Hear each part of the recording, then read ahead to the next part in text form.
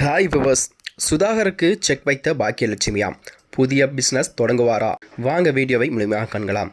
பாக்கியலட்சுமி சீரியல்தான், அதாவது பாக்கியாவை நேரில் சந்தித்து வெறுப்பேற்றி இருந்த நிலையில்தான் கோபியிடம் எனக்கு தெரியாது, எனக்கும் அந்த ரெஸ்டாரண்ட்டுக்கும் எந்த ஒரு சம்பந்தமும் இல்லை என்று கிடையாது என்று சொல்ல கோபி, ஈஸ்வரன், செலியன் 3 பேரும் பாக்கியாவை திட்டுகின்றனர். சுதாகர் இன்று பாக்கியா வீட்டிற்கு வந்து குடும்பத்தினர் முன்பு பாக்கியாவை அசிங்கப்படுத்த வேண்டுமென்றே செய்ய பாக்கியா தன்னுடைய ரெஸ்டாரண்ட்டுக்கு நீங்கள் பணம் தரணும்னு சொன்னீங்களே, எனக்கு இப்போ பணம் கொடுங்க என்று கேட்கிறாராம். இதை கேட்டு அதிர்ச்சியான சுதாகர், உங்களுக்கு எவ்வளவு பணம் வேண்டும் என்று கேட்க, எனக்கு நஷ்டம் வராத அளவிற்கு நீங்கள் பணம் கொடுக்க வேண்டும் என்று பாக்கியா அவரிடம் சொல்கிறாராம். இப்படியான நிலையில் தான் அடுத்தடுத்த எபிசோடுகளில் ப்ரோமோ தற்போது வெளியாகியுள்ளது.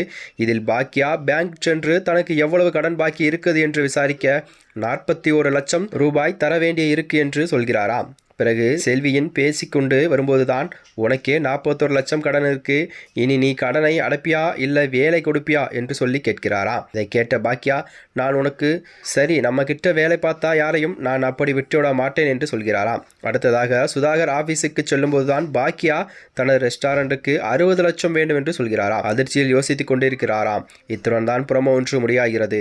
அதாவது சுதாகருக்கு சரியான பதிலடி கொடுக்கவே பாக்கியா அவரிடம் பணம் வாங்கி கொண்டு புதிய பிசினஸ் தொடங்க வேண்டும் என்ற எண்ணம் இருக்கிறதா என்று ரசிகர்கள் மத்தியில் பெரும் ஆச்சரியத்தை ஏற்படுத்துகிறதாம். மேலும் இதுபோன்ற வீடியோக்களை தெரிந்து கொள்ள நமது சேனலை மறக்காமல் சப்ஸ்கிரைப் செய்து கொள்ளவும். நன்றி, வணக்கம்.